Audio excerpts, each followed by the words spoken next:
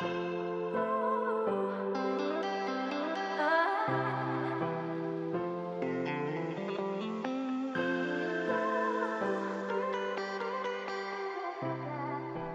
up guys, Eric from Sonic. Today I have here a 2013 Lexus LS460. I'm going to be showing you how to install the CarPlay Android Auto system for this vehicle. I'm going to show you step by step on how to take apart all the panels and also where to connect the necessary connectors to be able to install it as it's plug and play. Alright, let's not waste any time and get started.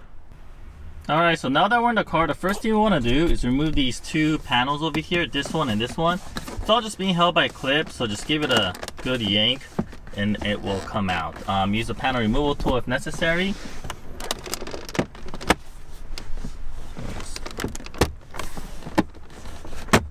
Alright, there it is. Just like that. Okay, so what I did was I grabbed the inside part from the bottom and just pulled it out a little bit.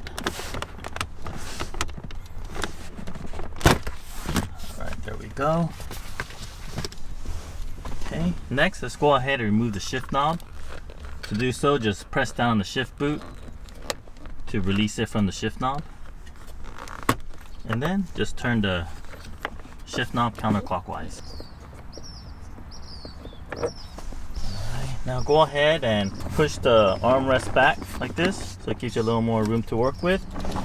And then if you look over here on the driver's side, there's two 10mm bolts. Let's go ahead and remove those.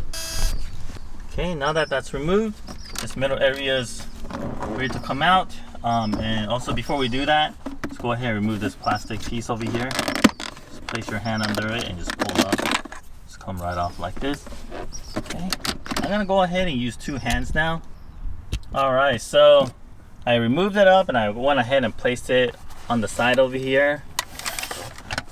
The wire here is a bit long enough so that you could go ahead and move it around to the side if necessary, but if you do need a lot more room, you can go ahead and unplug all these wires if you like. And this is our smartphone mirroring kit, just in case you're curious what this is. This car already has it. We are going to install our CarPlay kit, and we're still undecided if the customer wants to keep both or just the CarPlay, so we'll see what happens.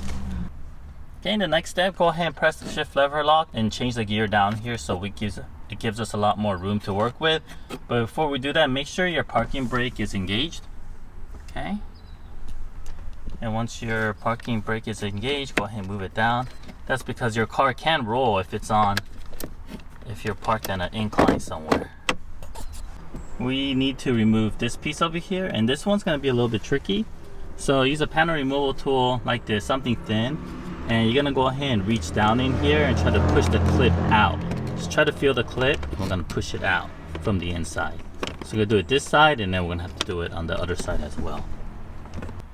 Alright, so we got this piece out. It helps if you actually stick your head down here and look, and you'll find this bottom clips. So you could start by trying to push this clip out from the inside. You can actually see it from behind here. So if you look back there, see it, you could use that as your target and then try to push it out using a panel removal tool. So once that is out, now this pocket piece here is ready to come out. So make sure you unplug this plug over here. Alright, the next step is to remove these two panels, this one and this one. Just all being held by clips. I already loosened this one, but you could just place your hand inside here and just carefully just pry it out. And then let's go ahead and unplug the start button connector. Also dislodge the start button from the panel piece. I could just plug it back in here just in case we need to turn the vehicle on for testing. Okay, now we're gonna remove the two 10mm bolts. There's one 10mm there, and there's another 10mm right there. So we're gonna grab our deep socket driver and remove those. Alright, so once those 10mm bolts are out, this whole radio assembly is ready to come out. Just rest is just being held by clips. Alright, and we're going to go ahead and rest it on this thick piece of blanket that we have over here. Alright, next step, we're going to go ahead and get behind the monitor and then also behind the glove box. All right, so to get to the top monitor, we first need to remove this big piece over here. It's all just being held by clips. So we're gonna just go ahead and use a panel removal tool in this corner, pry this out, and then we're gonna work our way all the way to the side. So let's grab our panel removal tool. Actually, I think it helps to remove this first, so let's go ahead and just remove this. Yeah, I just used my hands, placed my finger in here and just pulled it out. Just enough so I could grab the end of this panel. Okay, I used the panel removal tool, placed it here and pried it upwards to release the clips here. And now with my hands, I'm gonna just work my way all the way out. And there's probably going to be a connector for the clock. We're gonna unplug that and then we're gonna put this aside. Okay, just to note, there are more than one connector that's for your clock. Another two connectors that you have to disconnect over here. All right, next we're gonna remove this monitor cover area. It's all just being held by clips as well. So we're gonna start by releasing the bottom area and then work our way up over here. Okay, so what I did was I placed the panel removal tool here, under here, and I just pried it out just by pulling it towards me. And that released the clips on the bottom area, which also gave some sort of a pull from the other side of the panel. So after you get this dislodged, seems pretty easy. Just carefully just work your way up and just get the other clips removed, and then we should be able to pull it all in one piece. Okay, so once that cover is off, you'll notice that there's 4 10mm bolts. We're gonna go ahead and remove that. And then after you remove that, we should be able to access the connectors behind it. All right, so I removed all the 4 10mm bolts. I placed the microfiber towel here. I'm just gonna lean this forward. So let's go ahead and do that now. All right, so when pulling it out, there wasn't that much room to place the monitor, so we went ahead and just pulled it all out. You're gonna have to slide it downwards like this and then make it come out. And then behind it, there's 3 connectors, the white one, blue one, and also this black one that you have to remove. The 2 connectors that we're gonna be using is gonna be the black one and the blue one. So let me go ahead and place this monitor aside in a safe location. And then now let's work on the glove box. The first step is we want to go ahead and remove this cover that we have over here.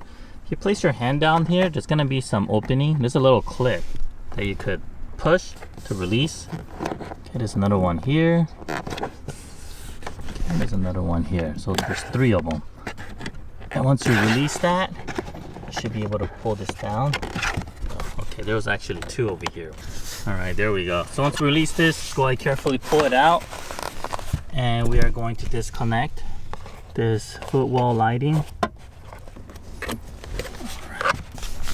Okay, the next step is to remove this little panel piece over here, just all being held by clips.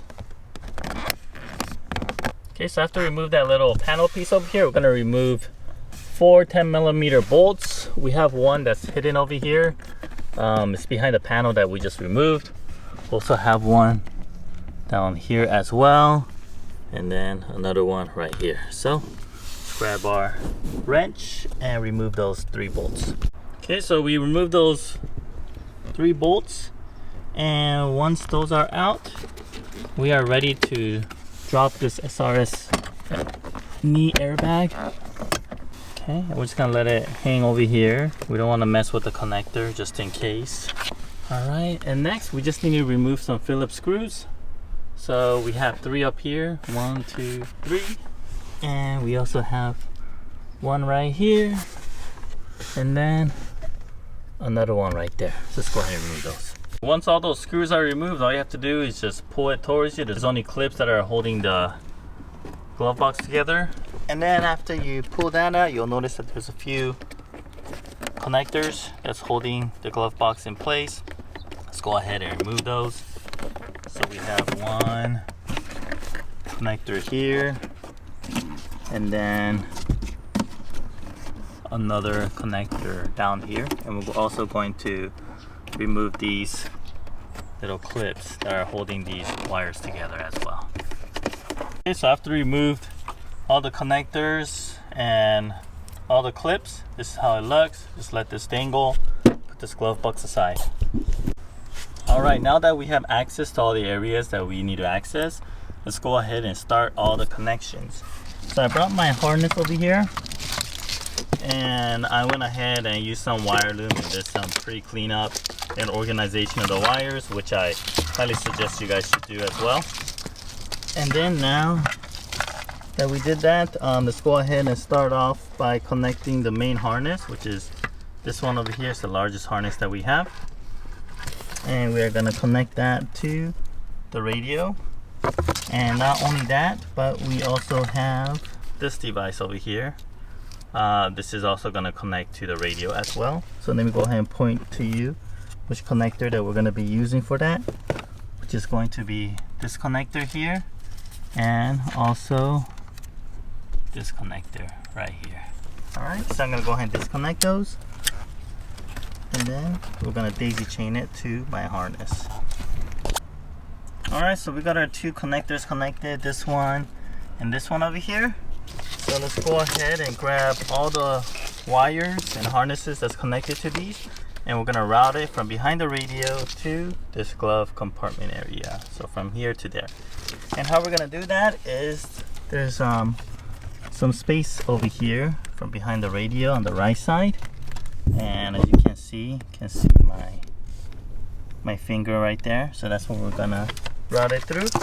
So let's go ahead and do that now. All right, so we went ahead and routed these harnesses that came from behind the radio. These include the aux cable, the mic cable, and also the main harness that's coming from the main thick harness back here. And in addition, this other harness, this harness over here, that's actually going to be routed to the monitor area. All right, so next step, we're gonna grab this and we're gonna route this to the top, to the monitor area, also along with these two GVIF cables that we are also going to route it up there, this way up here.